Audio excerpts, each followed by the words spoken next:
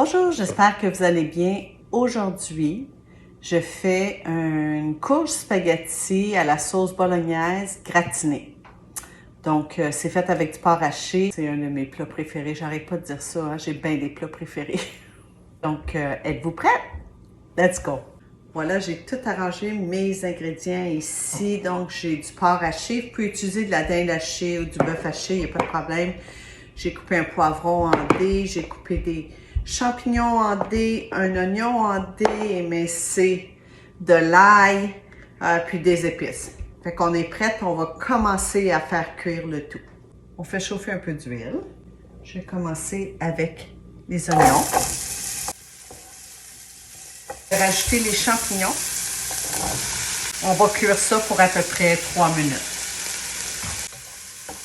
Après 3 minutes, j'ajoute les poivrons, les laisser cuire environ 2 minutes. Ensuite, je vais ajouter l'ail.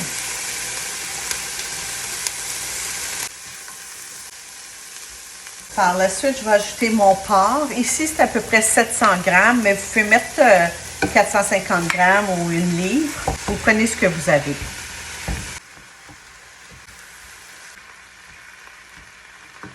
Pendant que la viande continue à cuire, je vais rajouter mes épices. Donc, du sel au goût, du poivre. Je vais ajouter une cuillère à thé de poudre d'ail, une cuillère à soupe d'épices italiennes.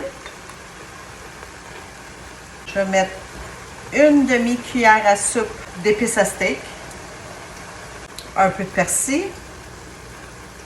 Ici, j'avais des feuilles de basilic que je voulais utiliser, fait que je vais simplement les mettre dedans. Sinon, vous pouvez mettre du basilic sèche. On mélange le tout.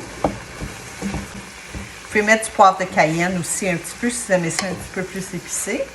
OK. Il ne faut pas trop le cuire. Le porc est parfait, donc je vais rajouter mes tomates en dés. C'est une canne de 796 ml. Et je vais ajouter ma sauce tomate qui est 398 ml. On va brasser le tout. Puis, on va laisser ça mijoter pour environ 30 minutes. La dernière chose que je fais, pour juste ajouter un petit goût que j'adore dans les sauces tomates, j'ajoute un petit peu d'huile d'olive. À peu près une cuillère à soupe. On mélange tout ça. Donc, on se revoit tantôt. Je laisse ça mijoter 30 minutes. La sauce est vraiment belle et elle est prête.